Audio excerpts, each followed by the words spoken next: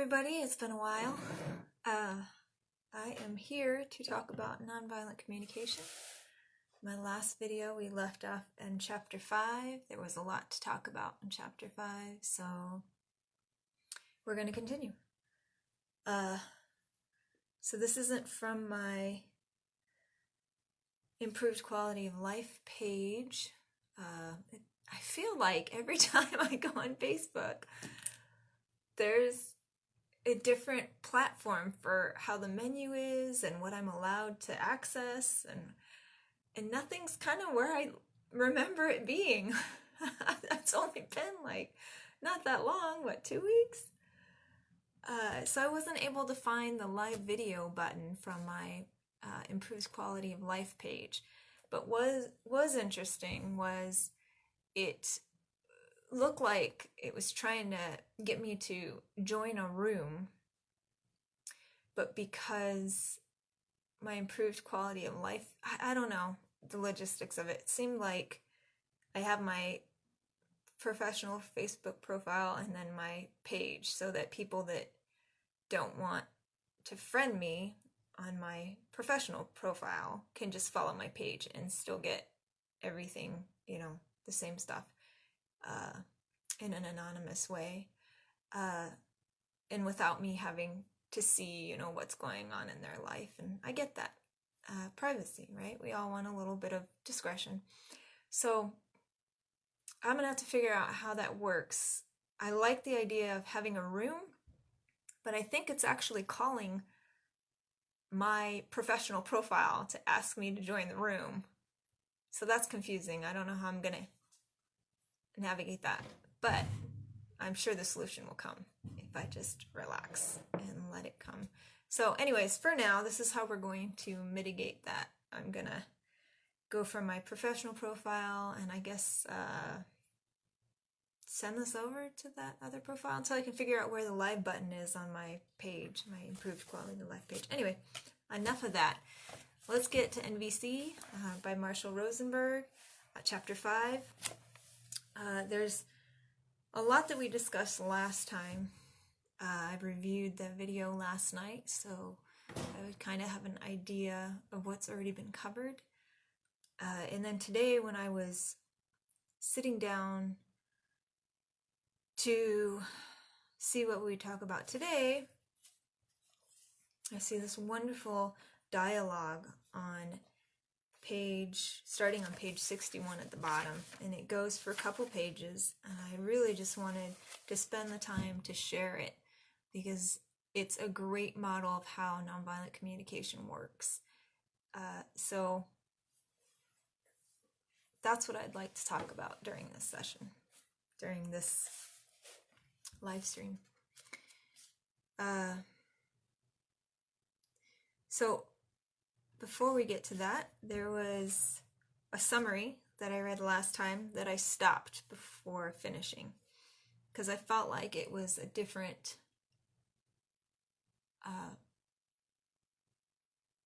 context. So I'm going to finish reading that now.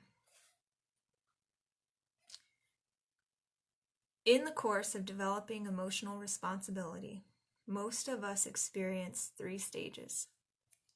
Emotional slavery, where we believe ourselves to be responsible for the feelings of others. That is also called codependency, my friends. It will not serve you. It will not make you happy. Not in the long run, and not without a lot of input of energy. 2, the obnoxious stage, in which we refuse to admit to caring what anyone else feels or needs. Sometimes I get this way with my parents. They know about the obnoxious stage.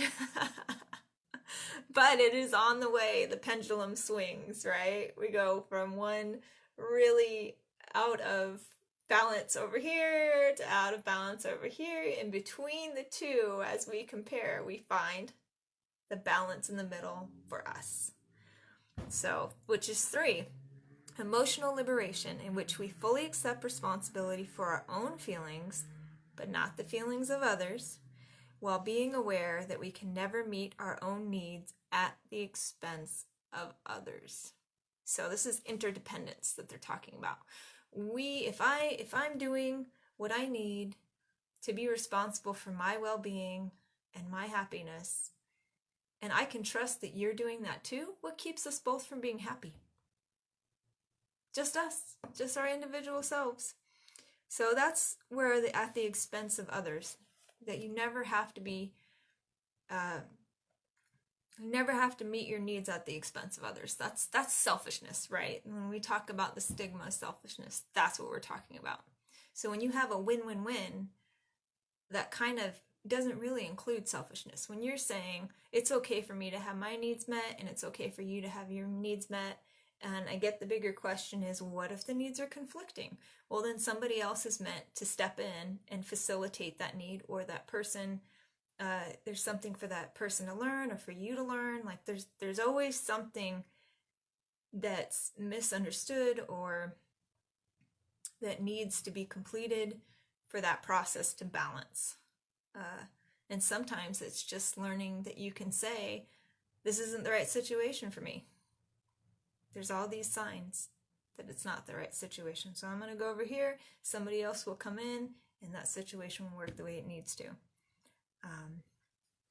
So yeah, that's that part. Let's see.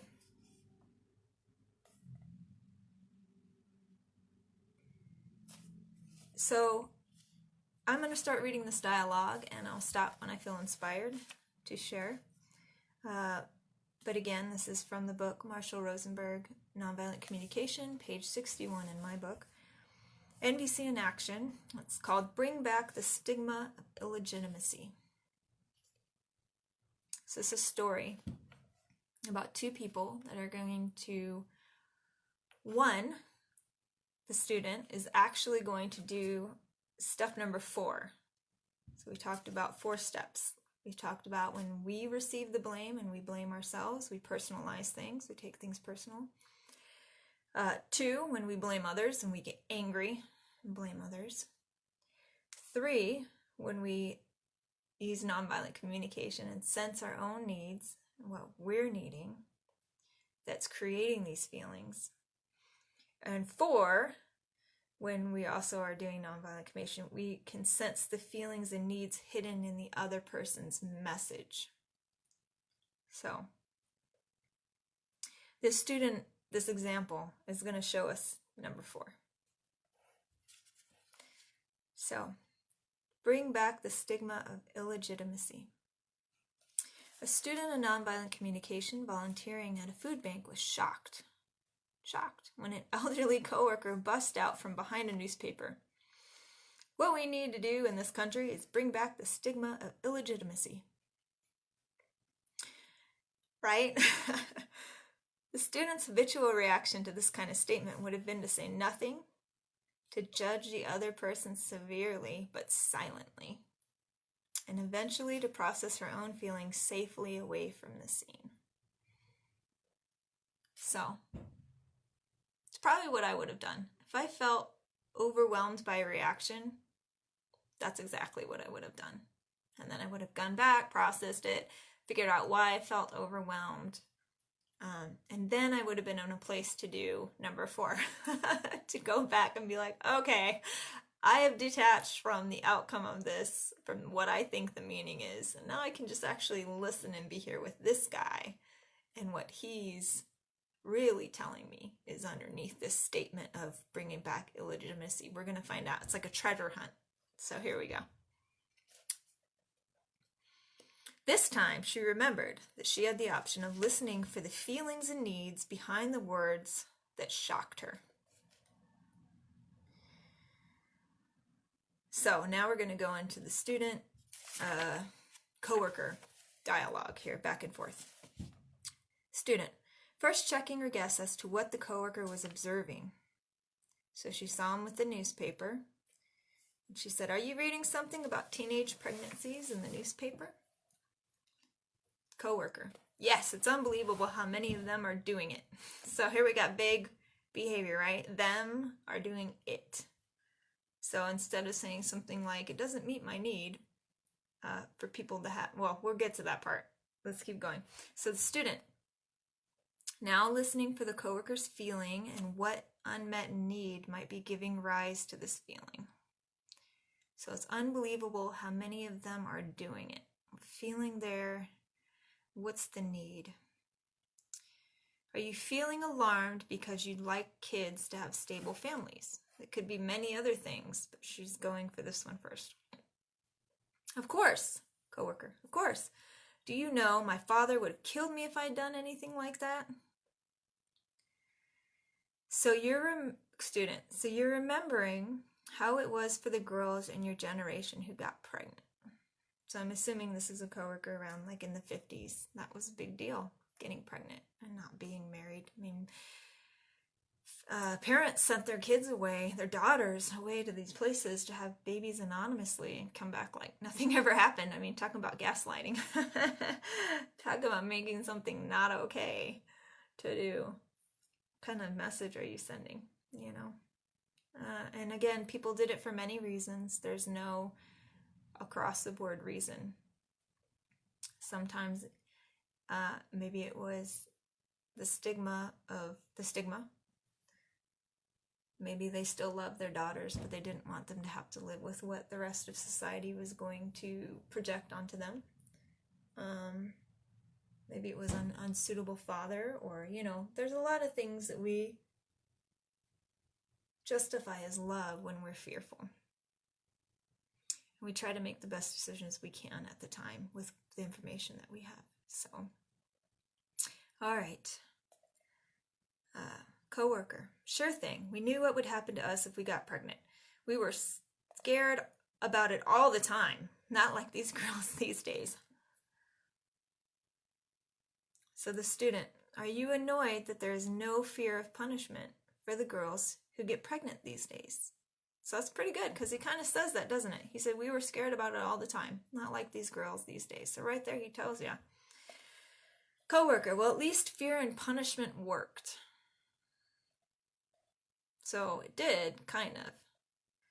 It says here that the girls are sleeping around with different men just so they can get pregnant. That's right. They have babies and the rest of us in society pay for it. So he's sharing this opinion, but it's still not the opinion that started this. So let's keep following it. So the student of NVC heard two different feelings in this statement. Astonishment that girls would deliberately get pregnant, and annoyance that taxpayers end up paying for children born in this way. So now she's got to pick which feeling she wants to follow. Are you astonished to realize that people are getting pregnant these days without any consideration for reputation, consequences, financial stability, all the things that you used to consider? So wow, that's a powerful punch right there. That's a really, yeah. Coworker, yeah, and guess who ends up paying for it? So the coworker at this point, probably feeling heard around her astonishment, moved on to her other feeling, that of annoyance of the taxpayers paying for it. So we get that, yeah, that's it. And guess who pays? So now we're moving to the second topic here. As often happens when there's a mixture of feelings present, the speaker will return to those that have not received empathetic attention. It is not necessary for the listener to reflect back a complex mixture of feelings all at once. The flow of compassion will continue as each feeling comes up in its turn. So she got the yeah for the astonishment that girls are getting pregnant without consideration for consequences, financial stability, reputation. Yeah. And guess who's paying for it? So this is the part. We've gotten the yeah. We're moving on to the second hand. All it took was that one statement. And it's not always going to be that way. But in this example, it is. So the student. Sounds like you're exasperated because you'd like your tax money to be used for other purposes. Is that so? Certainly is. There you go. Do you know that my son and his wife want to have a second child and they can't have one, even though they have 2 jobs because it costs so much? So what are we hearing there? So he's doing this comparison. There's these people just having babies and being paid for it. And I'm watching my son and his wife that are very personal to me, people that I love, struggle. And they want to have a kid too. And they're doing it this different way. So I asked a student, I guess you're sad about that. You'd probably love to have a second grandchild. Coworker, yes, and it's not just for me that it would make a difference. Student, and for your son to have the family he wants, even though the student only partially guessed correctly, she didn't interrupt the flow of empathy, instead allowing the coworker to continue and realize another concern. Coworker, yes, I think it's sad to be a single child too. Student, oh, I see. You'd like for Katie to have a little brother. Coworker, that would be nice. At this point, the student sensed a release in her coworker. A moment of silence lapsed. She felt surprised to discover that while she wanted to express her own views, her urgency and tension about it had dissipated because she no longer felt adversarial. She no longer felt this conflict with this guy who said this feelings that brought up all this, said the statement that brought up all these feelings in her. She understood the feelings and needs behind her coworker's statements and no longer felt that the two of them were worlds apart. So isn't that amazing? That one statement beginning with bring back the stigma of illegitimacy was really more about, let's see here, having stable families, or what he thought was stable, financially stable, having tax dollars go to something more valuable to him.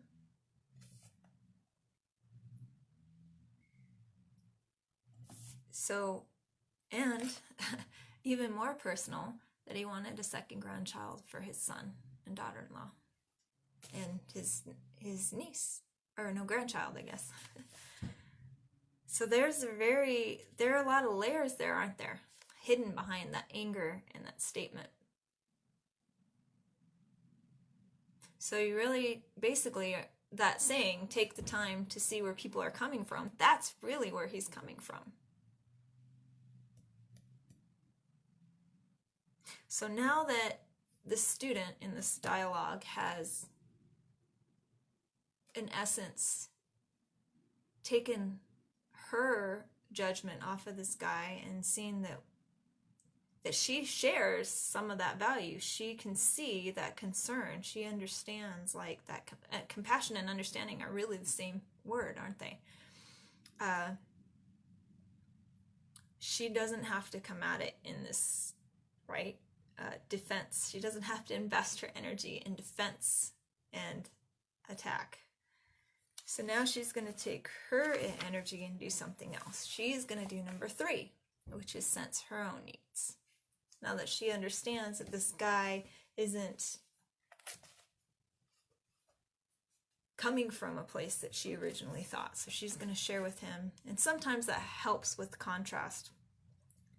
We take something out of the picture, it helps us to, figure out what was there in the first place.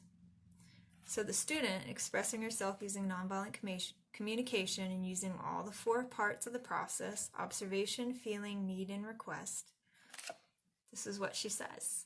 This is how she says that his initial statement impacted her and what was going on in her internal world. She's going to share it. When you first said that we should bring back the stigma of illegitimacy, that's the observation, I got really scared, feeling, because it really matters to me that all of us share a deep caring for people needing help, because they're working at this food bank or some charitable place, volunteering, and she's volunteering with this person. So that's the need, right? It really matters to me that all of us are here to share deep caring for people needing help. Some of the people come here for food are teenage parents. That's another observation. I want to make sure they feel welcome. That's her need. Would you mind telling me how you feel when you see Deshal or Amy and her boyfriend walking in? That's the request. Because they are illegitimate parents. These people she's specifically talking about. She's having the request, would you mind telling me how you feel when they walk in? She wants to make sure that he's not going to treat them any different with this statement. And you know what's great about it is he probably, from her listening, really got clear within himself that that's really what he's upset about. Because she followed it to its source, he also gets to see its source and go, oh, wow, that's really what that's tied to for me. So good. See how that helps? So here's what's the word? Let's see, read some more. The dialogue continued with several more exchanges until the woman got the reassurance she needed that her co-worker did indeed offer caring and respectful help to unmarried teen clients. Even more importantly, what the woman gained was a new experience in expressing disagreement in a way that met her needs for honesty and mutual respect. So it's tough when people that we have regard for or that we picture a certain way come out with something that is completely, I guess, offensive, right? Maybe offensive, but something that we wouldn't imagine that they would say. And now we have to figure out what's going on inside of us. There's this whirlwind that just got kicked up. And how do you have that mutual respect? How do you get past your own reaction to listen and treat them like people that have needs and feelings too? In the meantime, the coworker left satisfied that her concerns around teenage pregnancy had been fully heard. Both parties felt understood, and their relationship benefited from their having shared their understandings and differences without hostility. In the absence of nonviolent communication, their relationship might have begun to deteriorate from this moment, and the work they both wanted to do in common, helping people, might have suffered. So if she had just went off and judged silently, and now all of a sudden this person who she's been working with thinking, wow, this person has like values, they like helping people like I do, we've been doing this, they're this good person. Now they have this shaded coloring of, oh, but until you get around this subject, and then they're like that. But that's not the case, because she got to the root of that, which was all of these other very wonderful and relatable needs. And I think a lot of us have those, but we express them like 2 or 3 degrees from the vulnerability, the truth of what's actually creating all of the static on the outside, instead of being here in our vulnerable space. We add layer upon layer upon layer. We bury ourselves. So, I really like that story.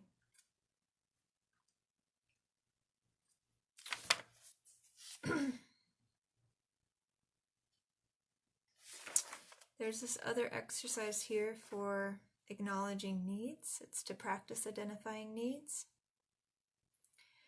We want to identify where the speaker is acknowledging responsibility for his or her feelings.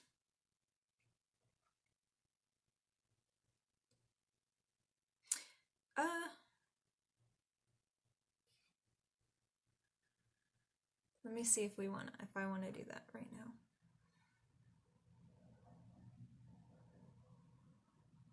Feels like there's something else that wants to be said other than that. Right? When I go to move on, it doesn't feel quite right. So,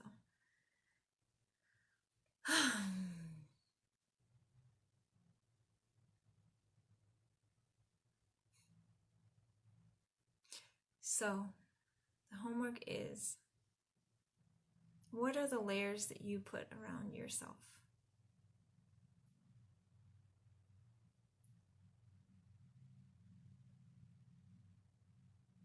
What are the layers of defense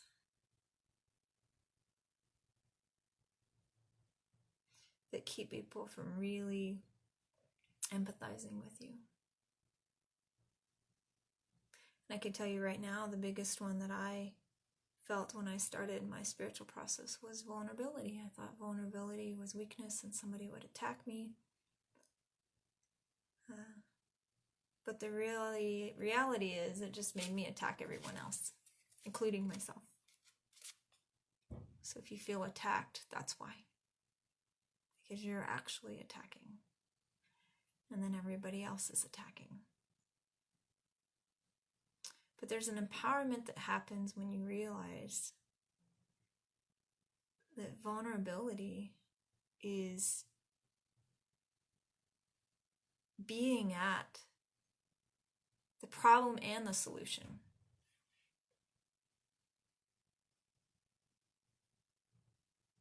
I imagine in a paradoxical or in a polar world that we're in, good and bad, that the problem and the solution are created at the same time.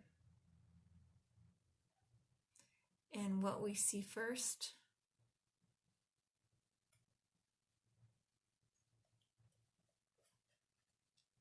has a lot to do with our experience, and if we get stuck just seeing the problem,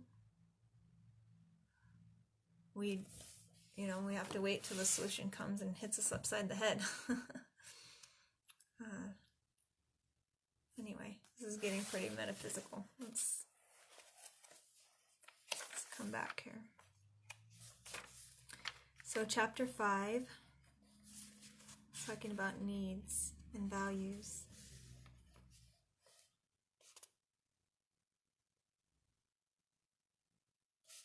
I don't know if I read some of these other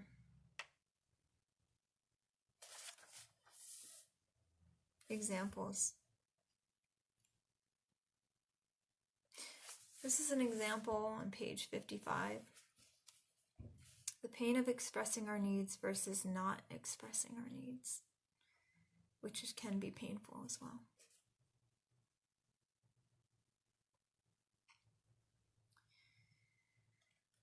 So, he specifically talks about women ignoring their own needs because sacrifice and denial of one's own needs to take care of others is held in such high esteem in our culture. So when they ask for what they want, they will often do so in a way that both reflects and reinforces the beliefs that they have no genuine right to their needs and that their needs are unimportant.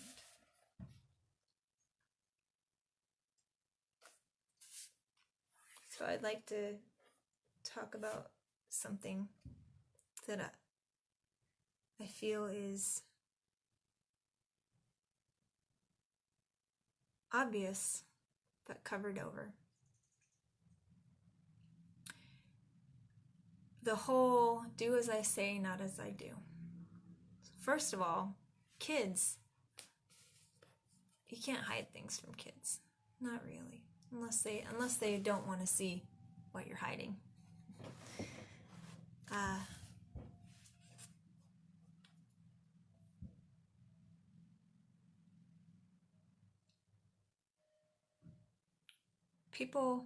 Kids know, people know if you're being a hypocrite.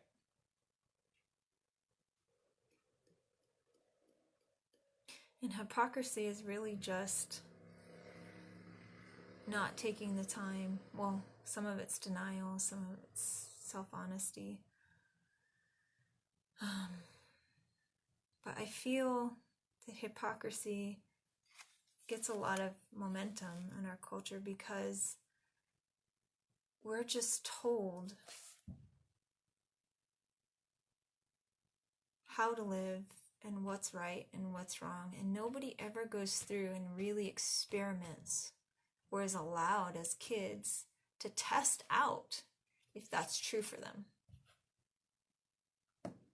We're just told how to live, and we're punished if we don't live that way. But nobody ever really gets to just experiment. Experiment with telling a lie, and then experiment with telling the truth, and see what that feels like inside, or what the outcome looks like. And it's not always going to be the same, and sometimes on one level it might be the same, and on another level it might not be the same, but we're not really encouraged to figure it out for ourselves. We're just handed it and told to accept it as it is. And that's not how we evolve.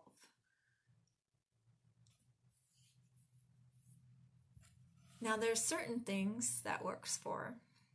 For example, I've always told my brothers that because of their drug habits when they were younger, that I really got to see like what drugs do to people. And the consequence just wasn't worth it for me.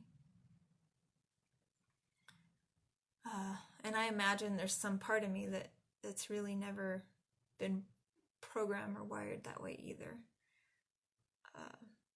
So there are some things where I've noticed in my life that I can just take somebody's word for it and be like, I'm good. So there is that. But I'll tell you what, when you learn for yourself what works for you and what doesn't, it is the most gratifying feeling. And nobody can give you anything that feels like that. To know for yourself with certainty. Now, and those things change and grow. And that's what's great about it, is when you already have that relationship to know how to find what works for you and how to find what doesn't work for you. So when you allow that experimentation process to happen without shame, blame, or pain, then you recognize how dynamic it is. You don't have to hold on to, you don't have to cling to everything being consistent and the same all the time, because we're not consistent and the same all the time. I have totally different values than when I was 20 that I do now. I have a lot more life experience. I have a lot more wisdom and knowledge. There's seasons for every life. Every life has seasons. And I feel like we get so separated from ourselves that we just need things to be simple and consistent. This one perspective like all the time. And it makes it safe because there's less variables. But when you learn to stop fearing that and experimenting and recognizing it doesn't kill you, it doesn't, you actually find out the parts of you that don't change while everything else around you is changing. And then you also find the parts of you that do change with everything else that's changing. And you recognize that there's both of those parts. And it by interaction helps you see who you actually are and what's actually going on inside of you. So hypocrisy is a lot about not allowing that process to happen. So I'd like to say a blessing and a prayer for the people that need support today to allow that process to happen. That weren't allowed as kids to make mistakes. That weren't allowed to find out for themselves.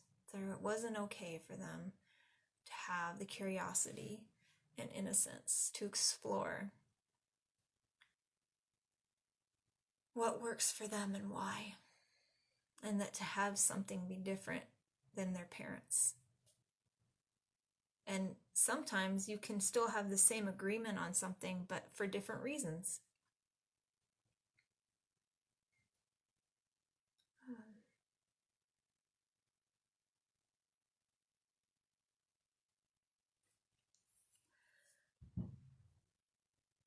So,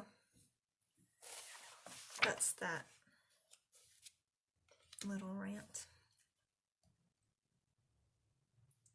It's important for us to evaluate and reevaluate our beliefs as we get older, because who we are changes, what we value in life changes. That's kind of the whole point of being here.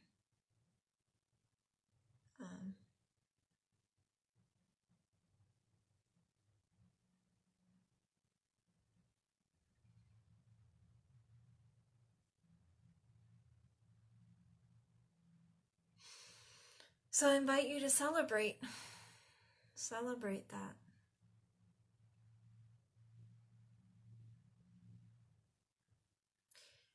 We'll start in on chapter 4 next time for the emotions.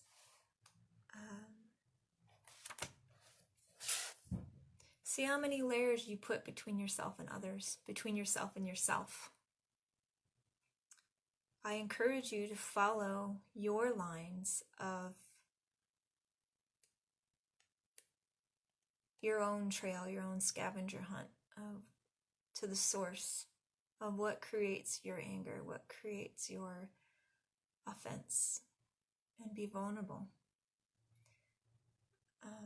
And pay attention to how you treat yourself when you're vulnerable with yourself, because that can need work too. Are you hard on yourself? Do you you probably treat yourself the way other people treated you before you learned. Wait, hold on. How does that work? Before you learned that it wasn't okay to be vulnerable, you knew how to do this. And somewhere you learned that it wasn't okay. And that the people that taught you that, that's probably how you treat yourself.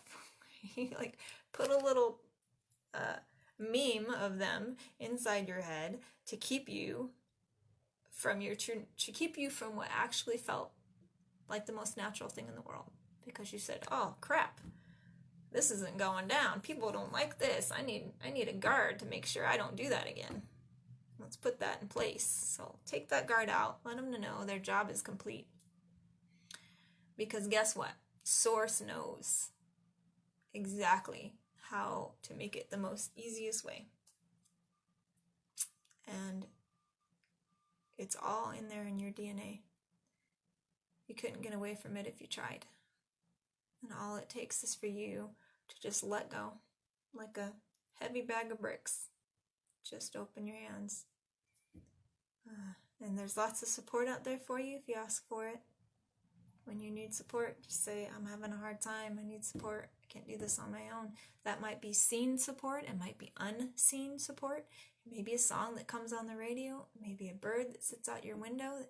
I mean, it's all going to have specific meaning for you, but it'll be there.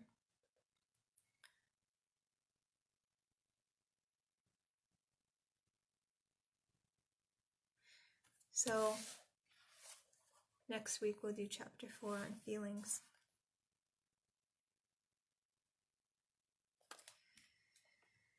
All right, well, I'm going to try to figure out what's going on. I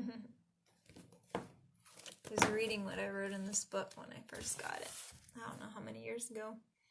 I am accepted with love by the world. I explore and express all the potential resources for my love. In unity with the cosmos, I participate freely and radiate joy. When I wrote those words, they were an idea, a concept. And now, I feel the truth in those with my everyday life. And that's been a path, for sure. Let's see what's in this book.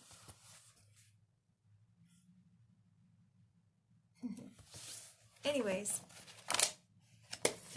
thank you for joining me today. I didn't see any comments come up, so I'll make sure this video is available for people to watch at their own convenience. So, thank you for supporting me.